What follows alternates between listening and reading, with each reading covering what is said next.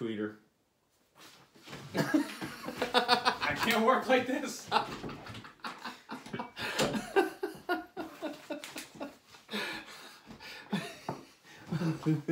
and we're back. Yep. Another week. Another week, another hat. Another week, and no more goggles. Ta-da!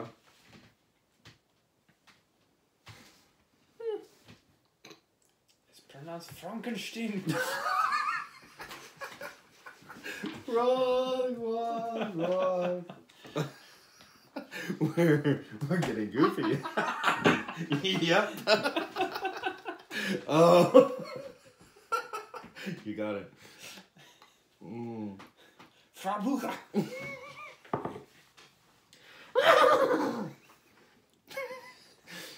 Do you know what we're talking about? The night is late. Yeah. And Mel Brooks is not in the house, but we wish he would. Do love Young Frankenstein. It's 8:22 and we're saying how late it is. Well, time change. Yeah. Jet lag. True. Life has left me jet lagged. 2 weeks ago. Yeah. I haven't caught up yet. Yeah. Oh, good times. But it's also spring. Mm-hmm. Spring is here. And all the birds are at Twitter.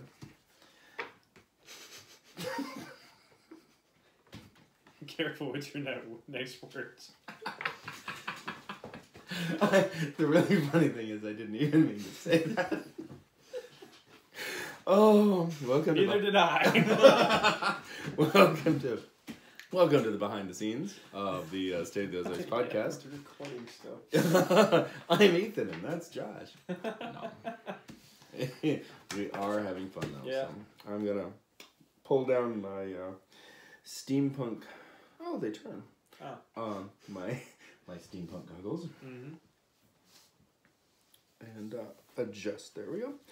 Yep. Hope you guys enjoy the new look. It's gonna stay here for a while. Wow, that's hard to read.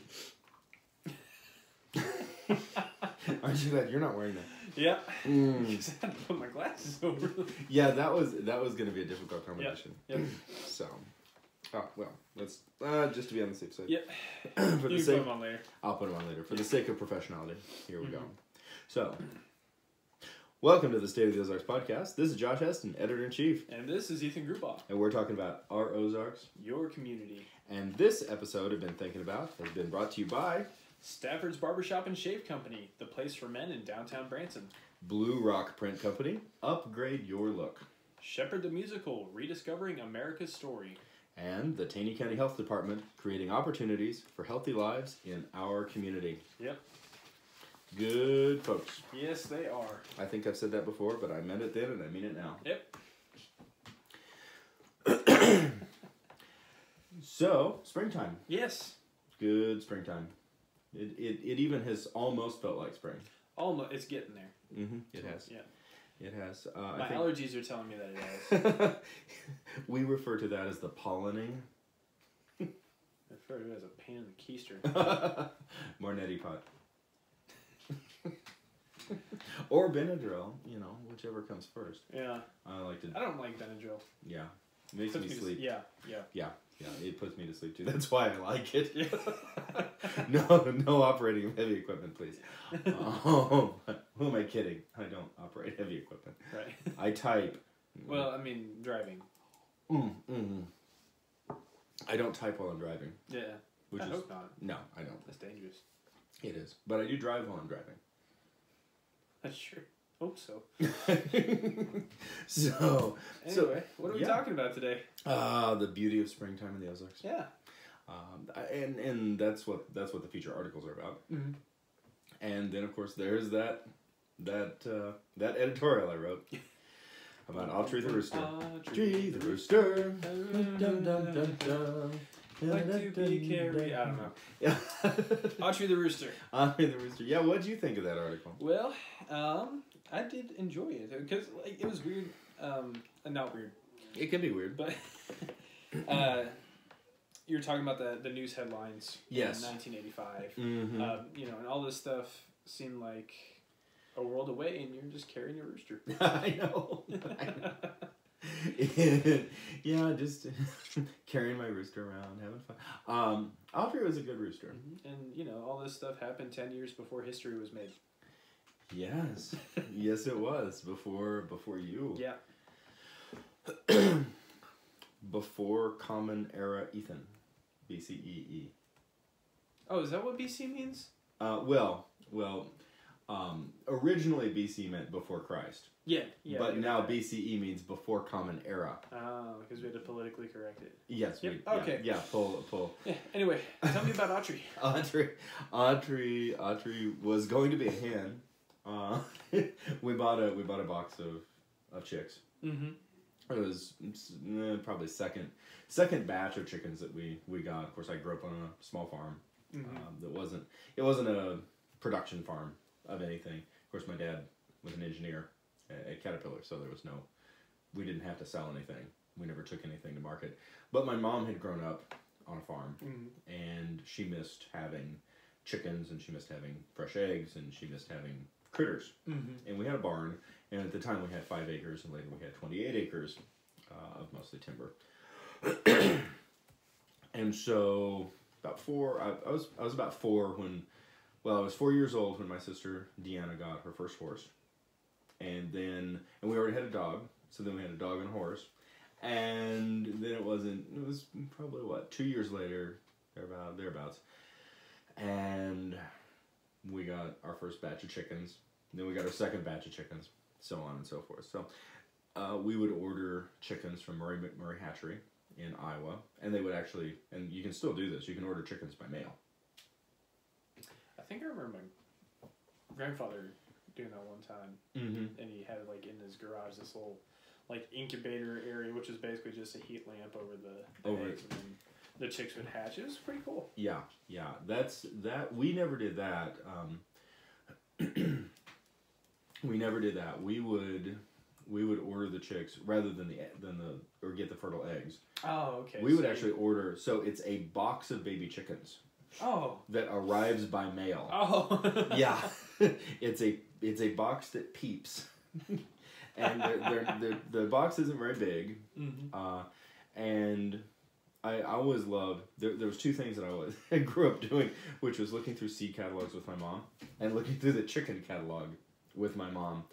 Murray McMurray Hatchery, I believe in Webster City, Iowa, and they would have hatch dates, and you would put in your order, and you would order what breeds you wanted, and what my mom typically would do was order the brown egg layer mix. So it was all chicken varieties that lay brown eggs, and they were supposed to be all hens, and for the most part they were, but occasionally, because it's kind of hard to tell with chickens, especially when they're that side, they're fresh out of the egg. Yeah. So the eggs would hatch, and then the chicken, the baby chicken, the chick, we always call them baby chickens, rather than chicks. Don't know why, we just did. And we also, a pig, we never referred to a pig as a pig after it was grown up. It was a hog at that point. So you had pigs, and then pigs grew up to become hogs. So it would be considered poor form to look at an adult hog and say, "Oh, look at the pig," because it's not a pig. That would be like calling, a grown-up horse a colt. So that was one of our structures, the way we talked growing up, farmyard, all that. But after a baby chick hatches, it has X number of hours that it can survive without food because it's still digesting basically what it got from the egg. Yeah. And so that time frame gets measured out, and that's your shipping time. They can put them in a box, a cardboard box with air, with holes in the box so that they get enough air, and they don't need any food or water for X number of hours. And so you can ship them during that time. And as a result, so you make your order. This was, of course, pre-internet. So you make the order, and then you wait, and then on the specified day, the post office calls you and says, we have a box that we need you to come pick up. And so you come and pick up this itty bitty little box, and they're all sandwiched in there. They can basically stand up and sit down, and they're tiny, Yeah. you know, and they're so cute, and they're all, you know, we would get the brown egg layer mix or the variety, so there'd be all different colors and all different kinds. And this was a springtime thing, so it was like pretty cool for like Easter time, or, Right. you know, I think that's probably what made me think about it, because it would be about this time of the year. You pick out the box, and my mom would have it all set up, so we'd have the place we'd put them in with a heat lamp and all that. And she was like a chicken whisperer anyway. She could make chickens live regardless, and it was amazing, and they loved her. So that we started doing that, and out of this, we had a batch that instead of all hens, there were some roosters in there, and Autry was one of those roosters, and he was, of course, he was beautiful. He was black and white, and he was really tall. He was a big chicken for as far as chickens go. And so as a 4 or 5 year old, I would get him like around. I would take both arms to pick him up, and his feet would still oftentimes be dragging on the ground when I walked Autry around. And Autry was a very sweet dispositioned rooster. Of course, a lot of people can be scared of roosters because some roosters will chase people. Apparently I have an ornery streak because I've never been scared of animals ever, like under any circumstances, pretty much. And we did have a few roosters that were ornery and would try and chase me. And that never ended up well for the roosters. I thought they were so much fun to play with. Because I finally had somebody who would chase me, and that was fun. But I wasn't running because I was scared. I was running because I was, like, leading them into a booby trap that they weren't prepared for. It was so great, my little 5-year-old evil mind. But Autry wasn't like that. Autry was he was a very sweet soul. And I'd pack him around, and if I'd get upset, then I'd go pack my rooster around and talk to him. And he'd look at me, and he was so commiserating. But thinking back on that time, we think of the good old days as like the good old days, and there weren't any problems. But you look at the headlines from that year, and it was terrifying. Yeah. And of course, we had people saying that we were, on the verge of next World War III, or on the verge of World War III and nuclear apocalypse and all this stuff. And Rocky II is doing well. Yes, so well. And anyway, continue. I need to catch up. Would you believe I've never actually seen any of the Rocky films? Me either. Oh, well, time to catch up together. Yeah.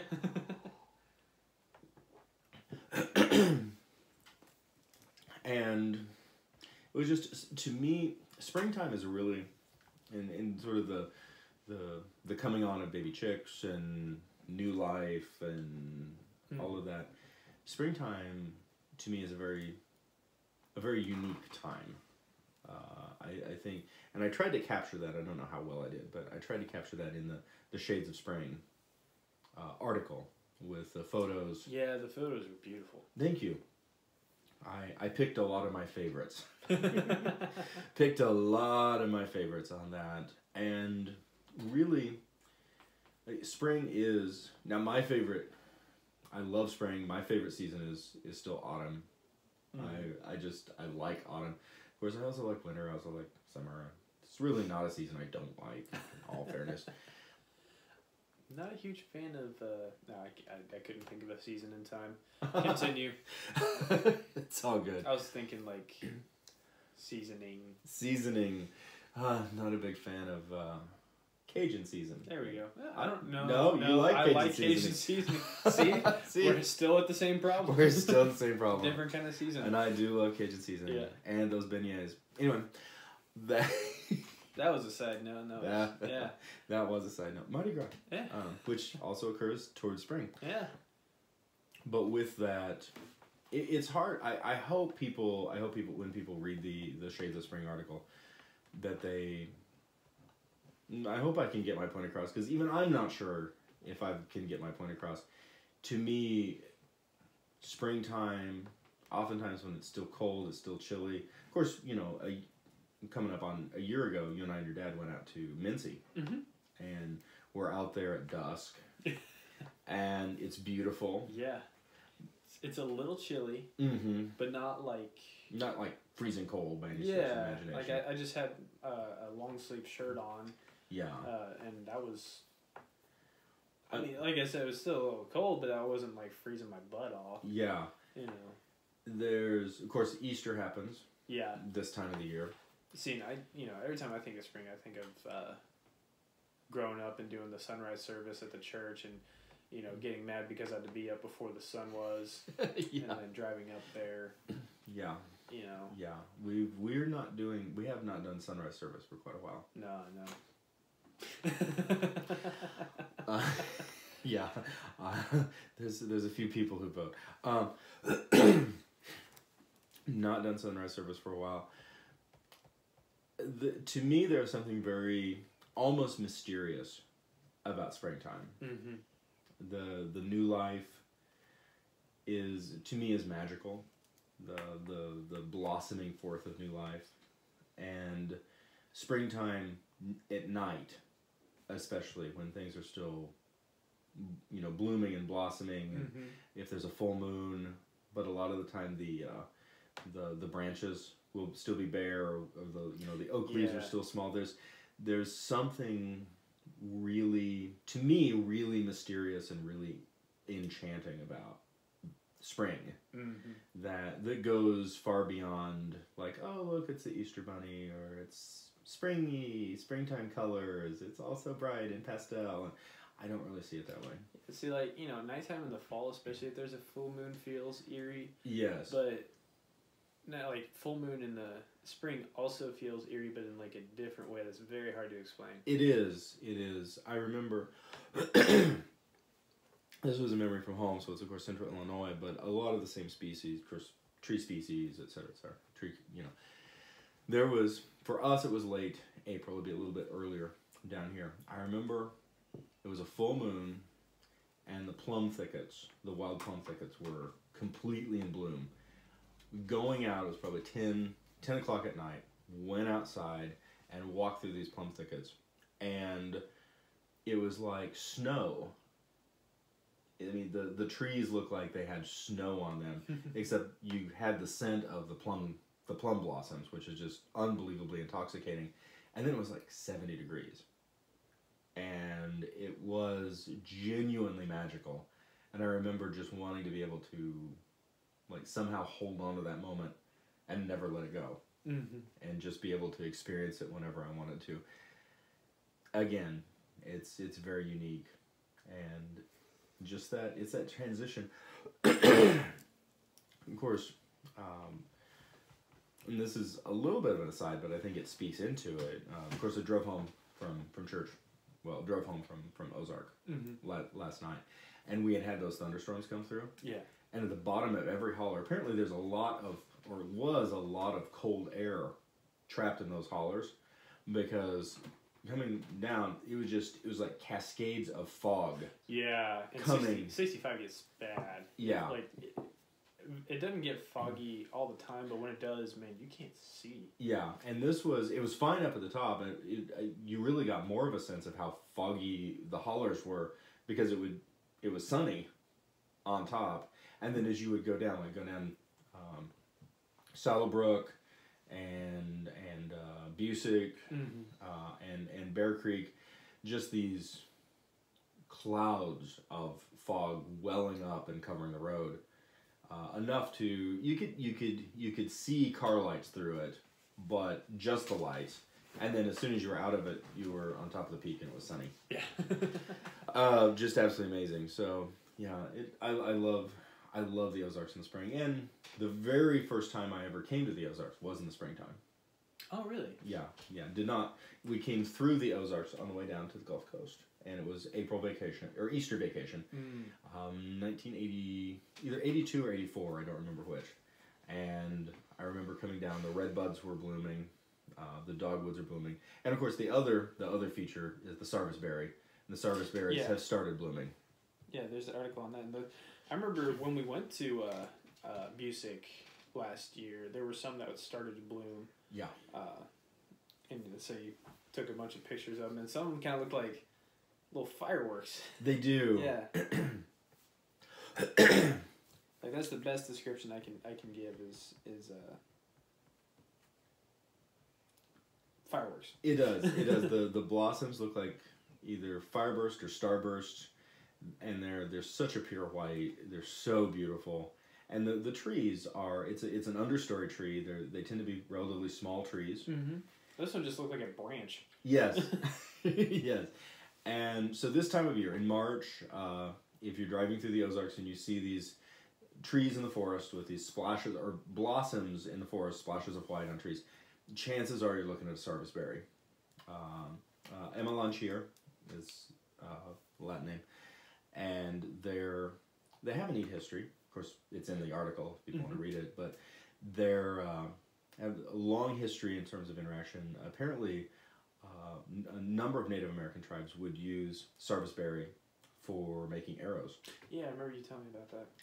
And of course, go ahead. Based off the one that we found, it'd take like several to make an arrow. Yeah, well, or the way that branch was curved, you could make an arrow that shoots around corners. but the name, I mean, this is classic. This is classic Ozarks. The name sarvisberry comes from a pronunciation, Ozarkian pronunciation of the word service, sarvisberry, and it dates back to the fact that in the wintertime, back in the old days, the weather was, and the ground, it was very hard to get around in the mountains during the wintertime. So it would not be until about March that the traveling preachers would be able to start making it way back into the hills and holding services, or sarvis. And that's where the name came from. And so the traveling preachers, the traveling evangelists the preachers would start making it back to the churches to begin holding services at about the same time that this particular tree would start blooming. So they started calling it the sarvisberry. The sarvisberry. Because they have to butcher everything. One thing I will never forgive Ozarkians for is the word warsh. You mean washrag? That's how I grew up. Absolutely. I'm going to say that every time I get a chance. You want a washrag? You look a little heated. It's bothered me since I was a kid. It's wash. And now here's the funny thing, and I think it just is in terms of culture. Growing up, all the people around us spoke proper English, and my mom and the dialect that we spoke at home, it was washrag. Mm-hmm. And so we would make fun of those snooty people that said it correctly, and we would refuse to say wash rag or washcloth, or even say the word wash. It was wash. Well, competing cultures. My grandpa apparently used to just to get on my older sister's nerve, would always say nanner when he was talking about banana. Just because he knew that she would get mad at him. Oh, there's this, and this speaks back to 2 generations ago. My grandparents' generation in southern Iowa, which the dialect has really changed and it's homogenized up there. But my great aunt, my grandparents, both my great aunts would apply much of the same. It was a little bit different, but they would apply a very similar pronunciation to my name. Because Josh. I can't quite say it, but it was very similar to the way that the dialect alters washrag was how they tended to pronounce my name, and it wasn't quite there, but it was leaning more toward rhyming with Joyce. And I can't do it justice. Yeah. But I'm Josh, that's what it is. And what recipe did I put in? It was the lean cake. I think that's a good looking cake. I've not made it yet, but it is a very good looking cake. I've made a lot of the recipes in State of the Ozarks. And you have yet to bring me over for them. Well, I've been trying to eat properly. I know. Are you gonna be able to? Do you have to work next Sunday? I don't know yet. Okay, because pig roast. Yeah, I know. And I will actually be baking something. If I don't take off Monday, I'm gonna take off Sunday. Yeah. We'll figure that out. I'll save you a piece of something. Yeah, because I got a lot happening Monday. Yeah. Lemon cheesecake. Ooh. I'm strongly lemon cheesecake with fresh strawberries on top. Ooh. And possibly also a double chocolate cake. Ooh. Yeah. And then probably I do, and I think you've had it. It's a homemade casserole. I made it up. It has hominy in it, but then it has like an entire block of Velveeta cheese, and potatoes, and what else is in there? Onion, salt, sour cream. It's like 10,000 calories per spoonful. I don't know what the hell hominy is, but it sounds good. It's good. I think you'll like it. Okay. I'll save you some. And it has a lot of. It's very cheesy. Me too. Good times. Good times. So to learn more, visit us on stateoftheozarks.net. sign up for the State of the Ozarks weekly email. Like State of the Ozarks on Facebook.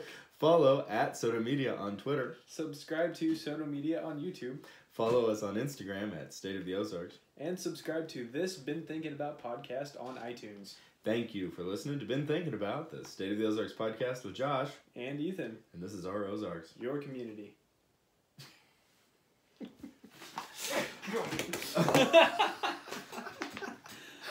Oh, good times. I've had 2 chances to get this right. What'd you do wrong? The State of the Ozarks. I didn't even hear you say anything wrong. I think he heard it. Nope.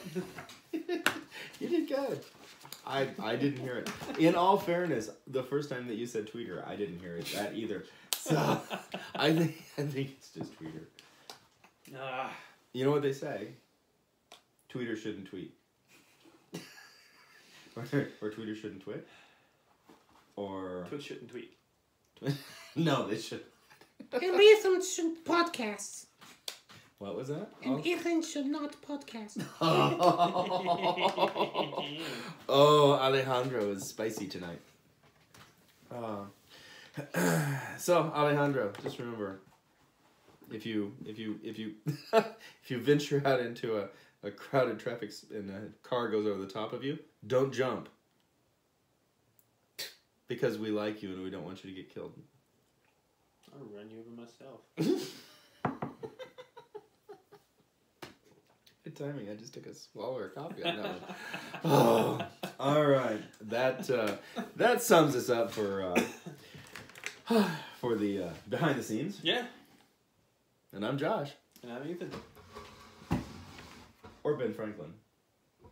I'm sorry. I mean Abraham Lincoln. Yeah. It's late. Good night, guys.